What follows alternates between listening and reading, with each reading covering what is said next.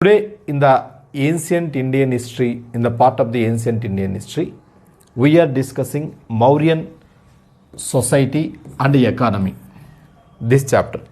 In the previous videos, we discussed about the Mauryans, Mauryan sources of the Mauryan period that discussed in the last videos. After the sources, political history discussed. Political history have been discussed. This political history means Chandragupta Maurya, Bindusara, Ashoka the Great, after the latter Mauryans, all these were discussed in the political history. Then after we went to the administration of Mauryans. Administration also completed in the last videos. After the administration, we left Mauryan society, economy and also religion of the Mauryan period. Mauryan society, Mauryan economy and Mauryan religion of that period. So now first we will discuss Mauryan society and economy. Here Mauryans comes under the ancient period. Mauryan history comes under the ancient history. And Mauryans were first to establish empires in India. First historical empire in India was Mauryan Empire. This Mauryans, they introduced administrative system, sound administrative system. After the introduction of the sound administrative system, they also rendered their services. They also rendered their services for the development of economy, development of society and social activities, development of religion and development of cultural activities. So they rendered their services for the development of all these things.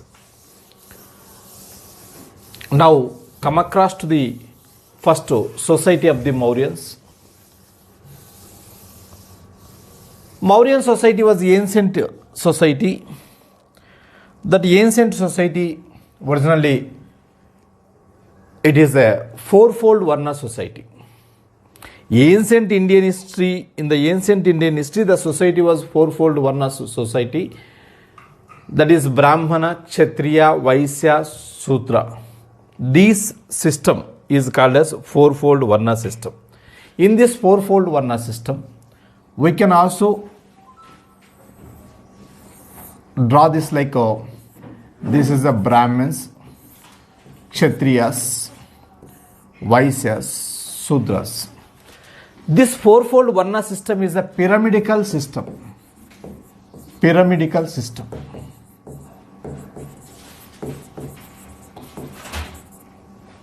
Broadly, we have to understand about the Mauryan society. First come across to the Mauryan period, that is from 321 to 185 BC. That is from the first quarter of the 4th century BC to the last quarter of the 2nd century BC. Nearly 150 years, they ruled 150 years. 140 to 150 years. This 150 years period, it comes under the ancient period, and it was after the religious movements. It was after the religious movements. So to understand the Mauryan society, first one should understand the religious movements. Why the religious movements started in India? Because of Brahmanical domination in the Indian society. Brahmanical rituals and cults in the society. Brahmanical rituals and cults are more expensive. Common man cannot reach that expenses, and also they used only Sanskrit language. Sanskrit language is considered as a divine language. Sudras were not eligible to learn the Sanskrit language. So here Sudras as well as women. These two were neglected sectors of the Indian society. Sudras and women were the neglected people, neglected society, neglected areas, neglected classes of the society. So for the empowerment of the Sudras, for the empowerment of the women, here started religious movements. After the religious movements, some change occurred in the society. After the religious movements, some change occurred in the fourfold Varna society. What was that change? Originally, the Sudras, they developed, Sudras developed, and Sudras almost they come into the point of the farmer level, farmers, and also they were feudals. Even before the Mauryans, Nandas ruled Magadha. Before the Mauryans, Nandas ruled Magadha. Nandas were considered as lower born in the society. That means they might be belongs to the Sudra clan. So Sudras, after the religious movements in India, Sudras, they attain the status of the ruling Indian history. They become rulers. So religious movements brought the development of Indian society. They rendered services for the development of Indian society. So here onwards. But Brahman Dominical was continued. Coming to the point of the kings of Mauryans, Mauryan kings,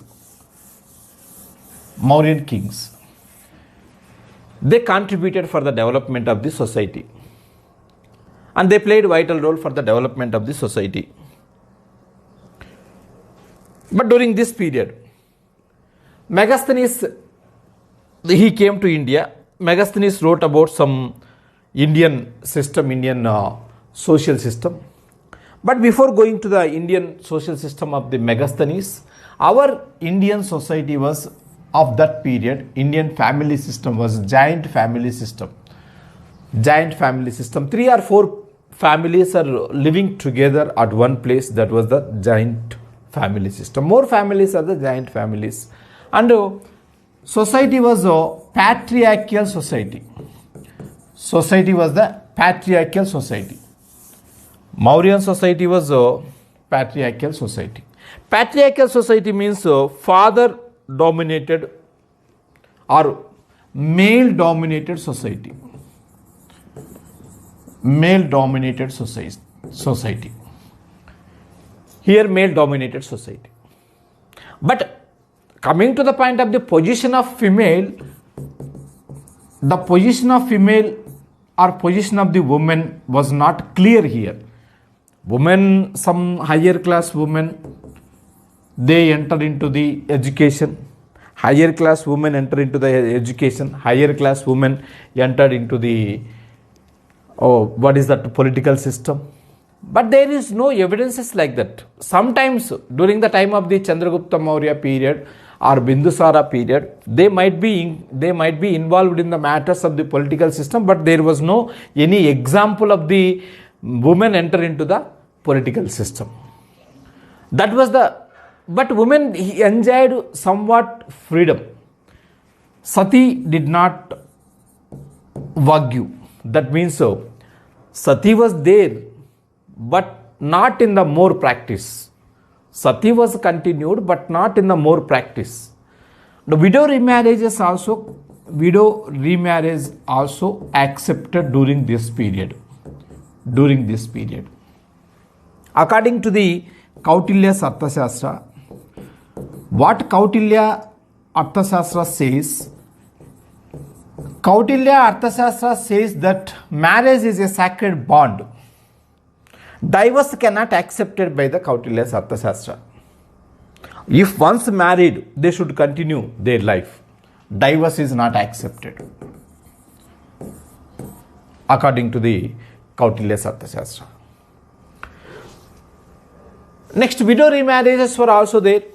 Widow continued remarriages. Child marriages are very less. Child marriages are not increased of this period. Dowry system, all these social evils, most of the social evils not in the severe in during this period, during the time of the Mauryans. Polygamy was continued. Polygamy means having more wives, one male having more wives. Rulers, they have different wives. And mostly it was in the higher class family. Higher class family.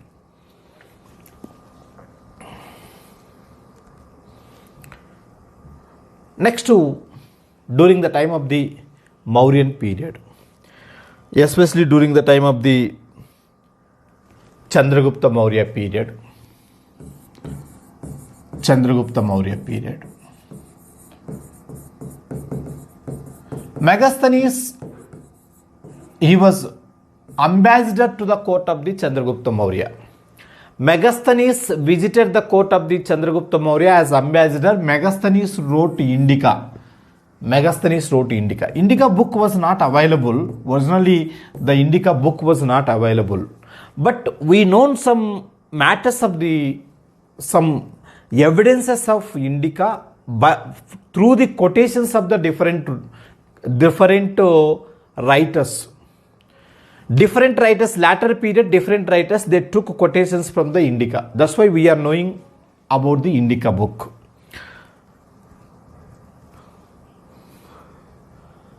So, it described the Indian society. Megasthenes' Indica described Indian society as 7 classes. 7 classes. Coming to the point of all these 7 classes, one by one, philosophers, they are the sophists.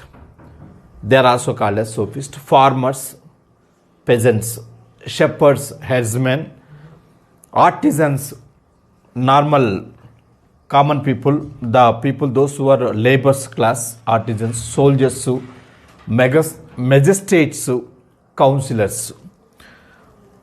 So most of these families, most of these 7 classes are divided based on the economy.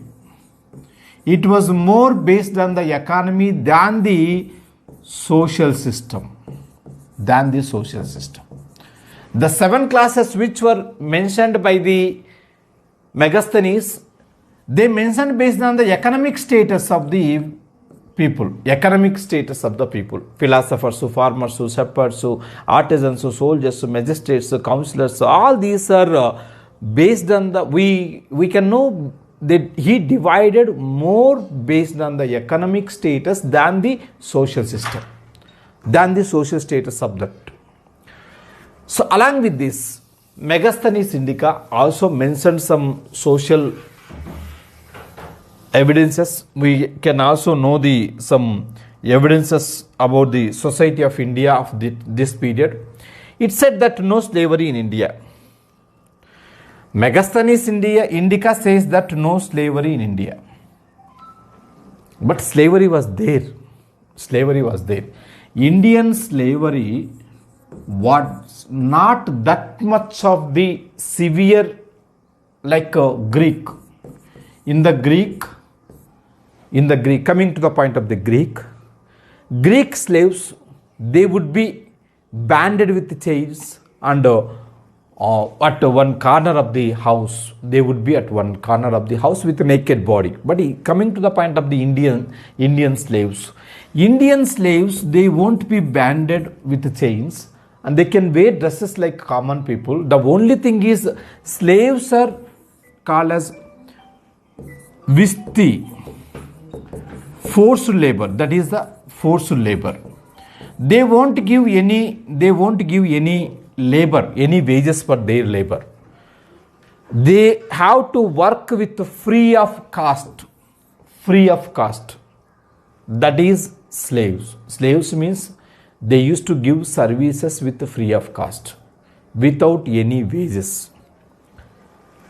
So that explained by the Megasthenes' Indica. And according to the Megasthenes' Indica, all Indians are vegetarians. He also said that all Indians are vegetarians, because he met with only vegetarian people. He might not met with non-vegetarians. That's why he said that might be the all Indians are vegetarians. And he also said that Indians are living with morals and ethics. He said that Indians are living with morals and ethics. Yeah, position of the woman, respectable position. Vedic religion gave less respect to the woman, and Buddhism gave importance to the woman. Megasthenes Indica, according to the Megasthenes Indica, women bodyguards and women spies were there of that period. Widow remarriages are there. Divorce were also there. Polygamy was very common of that period, not polyandry. Sati was very less. Prostitution was a recognized institution during that period. Prostitution was in the ancient period. Prostitution was a recognized institution. Prostitution was continued. All these were appeared according to the Megasthenes Indica. But these were very less. Divorce and polygamy. This is not polygamy. Polygamy. Having more wives. So all this we can find in the ancient Indian society. Along with this, coming to the point of the ancient Indian society, there was a concept of Sridhan. This asked several times in the examinations. Sridhan. The concept of the Sridhan.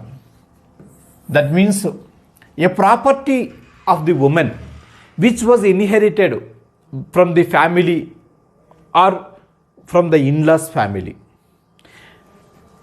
The property which belongs to the woman, that is called as Sridhana. Property received under compromise or a partition gift in the form of money during the or on the latter marriage.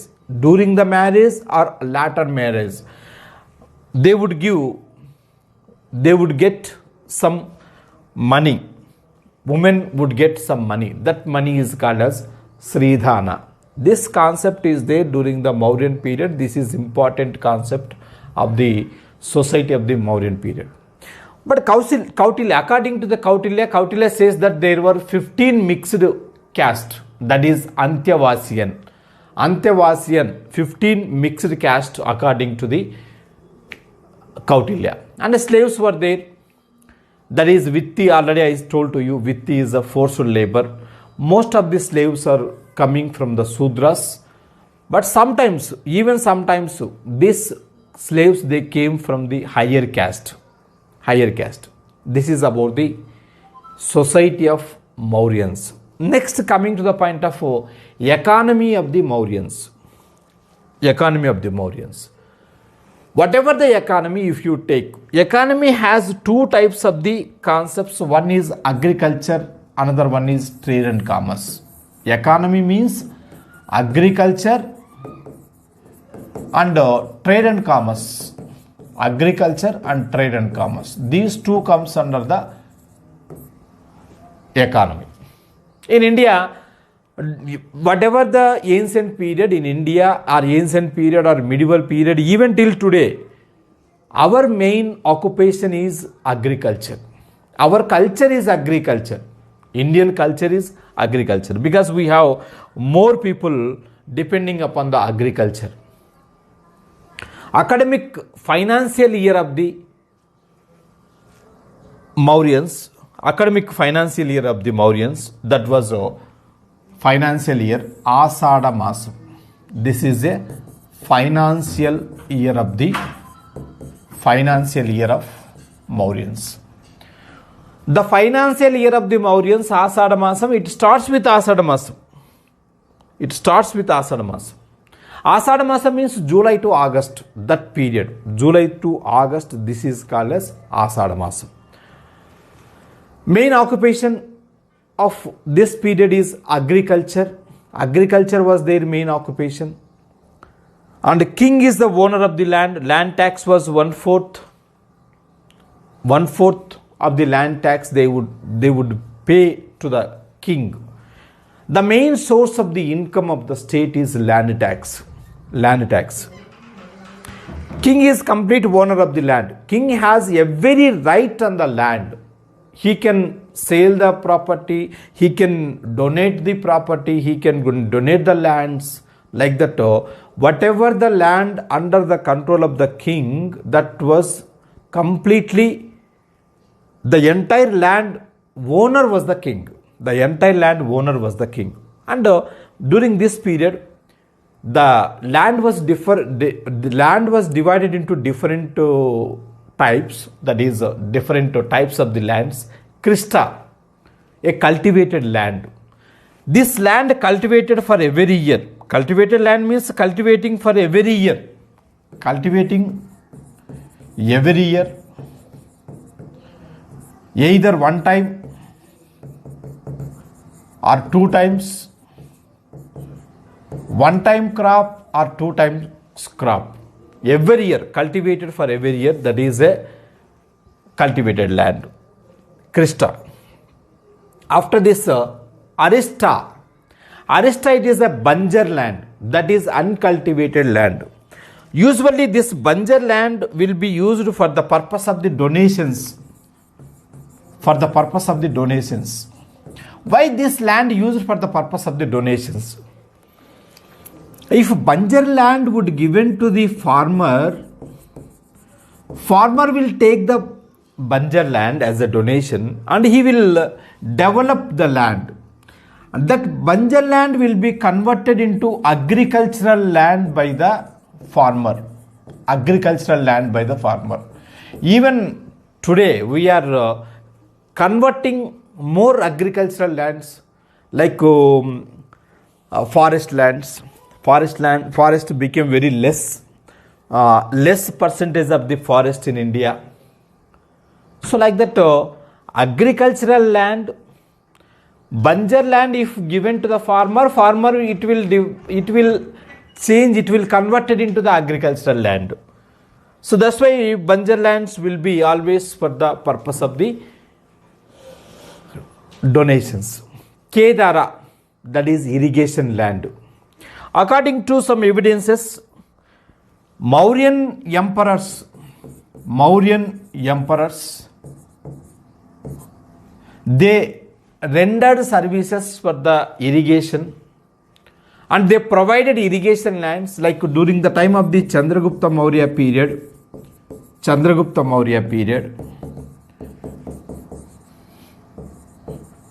Vaisya Pushyagupta,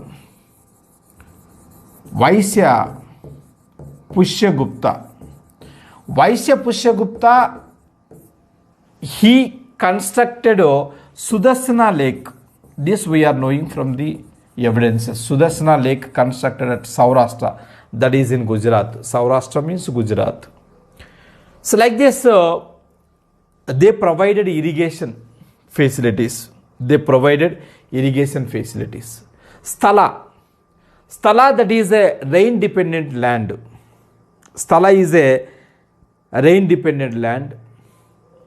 It depends upon the rain.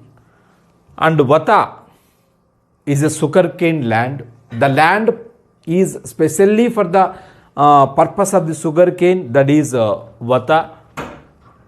Agronai, he was officer who was appointed for the collection of the taxes. Sitakshetra, that is government land. Sitakshetra is a government land, completely government land, under the complete government. Already I said to you, Sudarsana Lake was constructed. Rummindai inscription speaks about the taxes of the land. Different land taxes we can know from the Rummindai inscription. Rummindai inscription, which was issued by this inscription was issued by the Asoka. What was the speciality of the Rummindai? Rummindai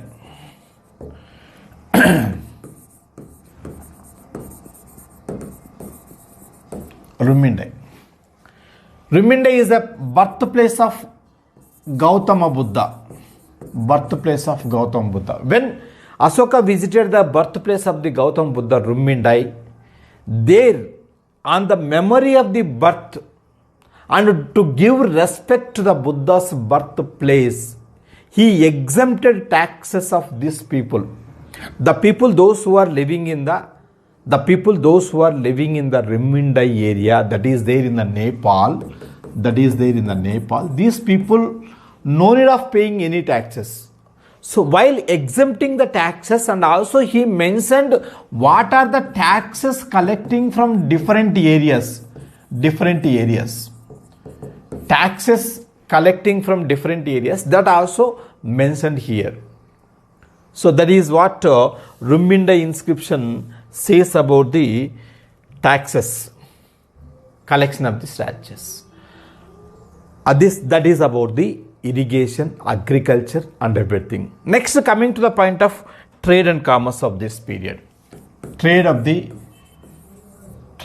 and commerce of the Mauryan period.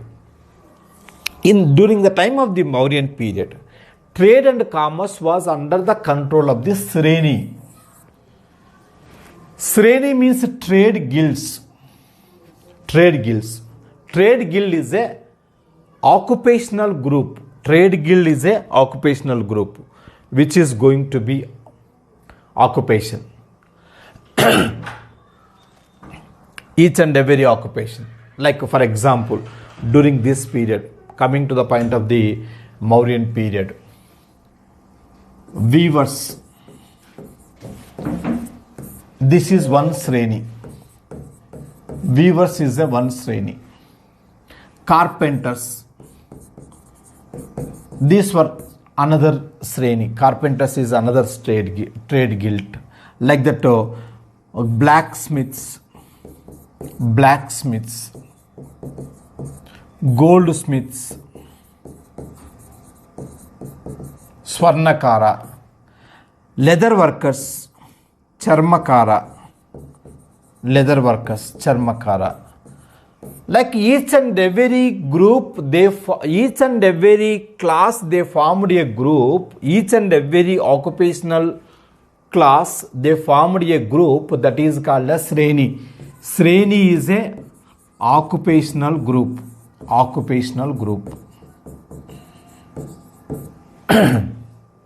Panyadeksha, he was head of the trade and commerce. He was a minister and he was head of the trade and commerce during the time of the Mauryan period. Jestaka, the products made by the state, that is called as Jestaka. Mauryans started monetary system. That already we discussed that their monetary system usually starts from the time of the Ashada Masa, July to August. That is Ashada Masa. And Mauryans, they also used coins. Mauryans used coins were the punch-marked coins. They used punch-marked coins. That means punching on the coins. Punch-marked coins are in the rectangular shape. They used to punch here in the middle of the coin. The punching designs or punching elements, either animals, they used to punch either animals or trees or hills. Animals, trees, hills are gods, goddesses, like that. They started to punch the coins. Some symbols. So Mauryans, they used coins of that period. Punch-marked coins of the Mauryans. During the Mauryan period, Suvarna is a gold coin, Pana is a silver coin, Maskini is a copper coin, Kakini is a common people coin that is made up of copper. That is a common people coin. This asked several times in the examinations. Kakini asked several times in the UPSC and APPSC exams also. Muskin was a copper coin. Kakini is also copper coin. This is also copper coin. used by the common people. That is lowest denomination. It is the lowest denomination. Highest denomination is Suvarna. This is highest denomination. The lowest denomination is Kakini. Most of the symbols struck on the coins are elephant, hill, sun, trees. So these are the symbols used to struck on the coins. Elephants, hill, sun and trees. These were the important symbols to struck on the coins.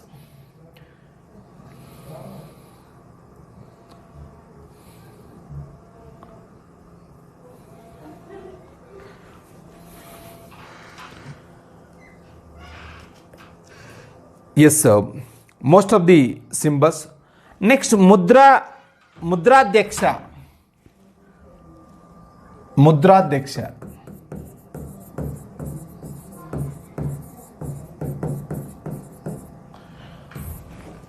Mudra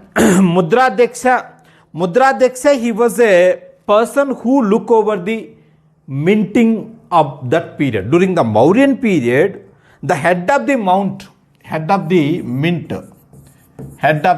mint, who used to mint the coins, he was called as a head of the mint. The complete mint system will be under the control of the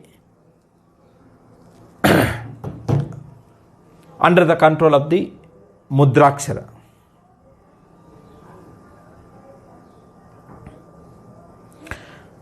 Next, Rupa Darsaka.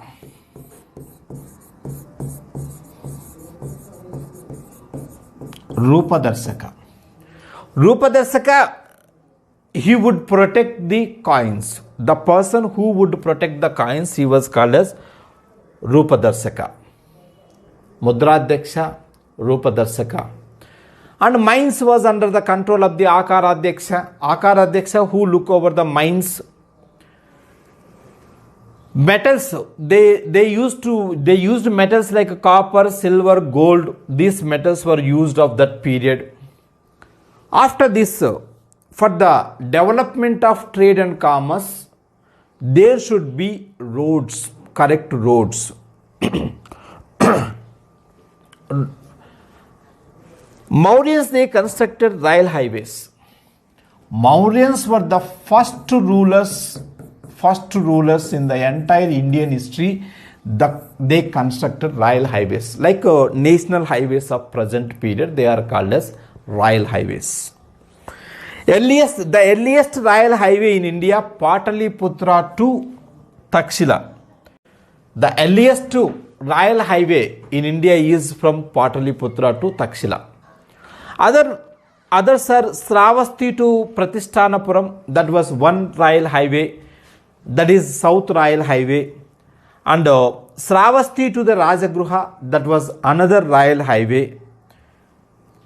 Next, coming to the point of the ports of that period. Ports. Katimoyi, that was ship manufacturing area. Ship manufacturing area is called as Katimoyi. Broch, Sopara, Kalyana, these are the western seaports.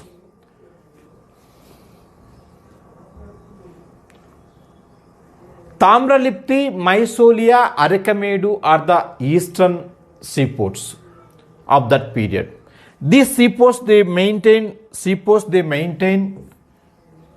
foreign trade.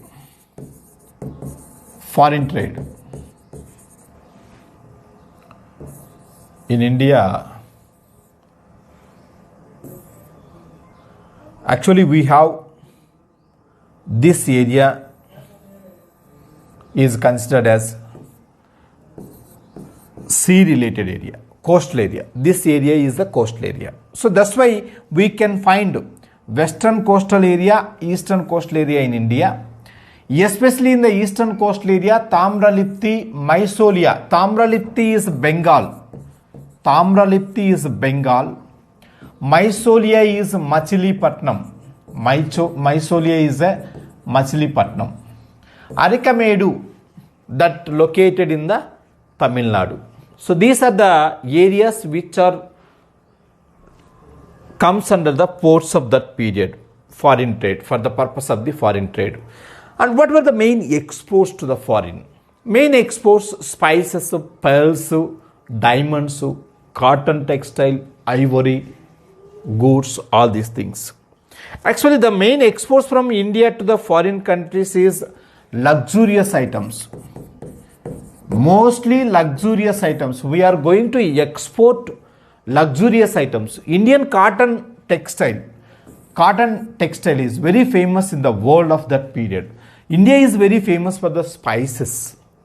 India is also famous for the ivory of that period. East, remember one thing, in the India, Western India is famous for the spices and perfumes. Eastern India is famous for the cloth.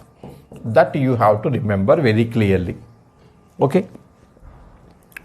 Next to imports, main imports of that period: horses, gold, lead, wine, we are going to import from other areas. Already we discussed that Bindusara, he asked to send wine from the Syrian ruler Antiochus I. This is about the imports and exports. Next, coming to the point of the taxes of the Mauryan period.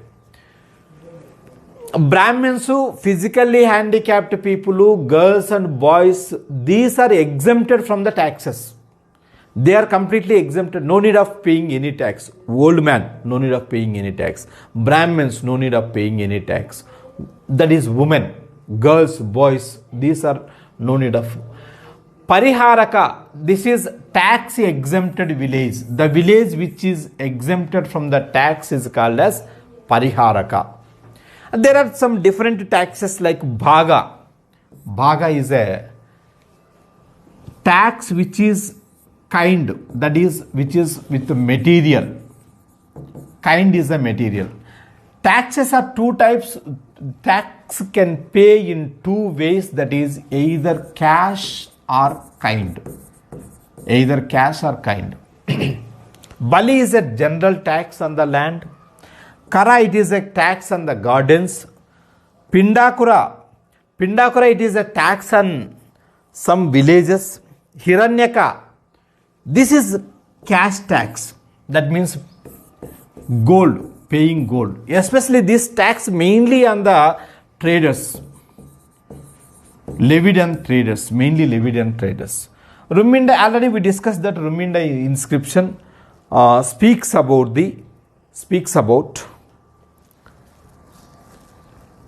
taxes. Visti is the forced labor. That is about the economy of the Mauryan period. Next, coming to the point of religion of Mauryan period. Religion. There were three important religions of that period: Hinduism, Buddhism, and Jainism. Hinduism, Buddhism, and Jainism. These three are the main religions of that period. But coming to the point of the contribution of Mauryan rulers, Mauryan kings, that is first Mauryan king, Chandragupta Maurya. Chandragupta Maurya, he followed and he patronized Jainism. Second ruler, Bindusara. He followed and patronized Ajivika sect.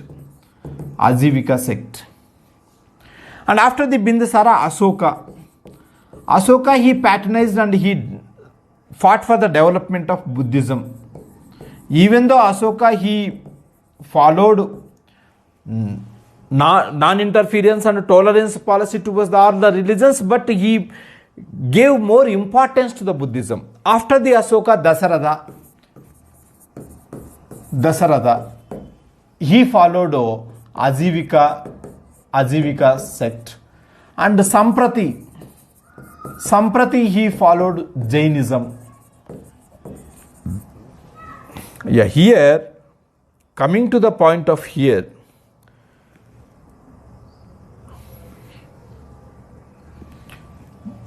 Mauryan king, Chandragupta Maurya, Jainism, Bindusara, Ajivika sect, Asoka, Buddhism, Dasarada, Ajivika sect, Samprati, Jainism. But Hinduism was neglected. During the time of the Mauryan period, Hinduism was neglected. That's why end of the Mauryan period,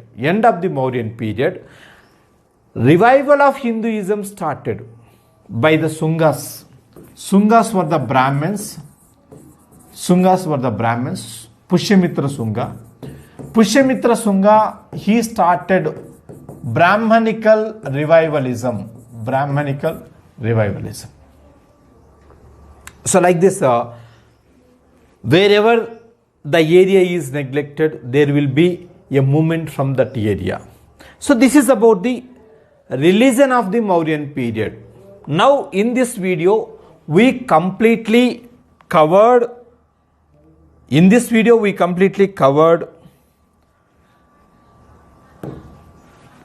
Mauryans,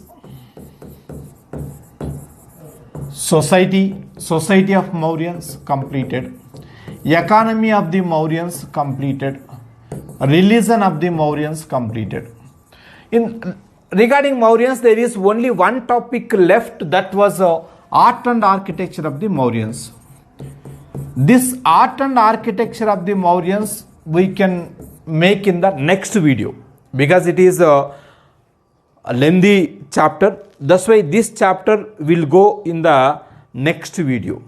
Okay, understand about the religion of this period, society of this period, and the economy of this period.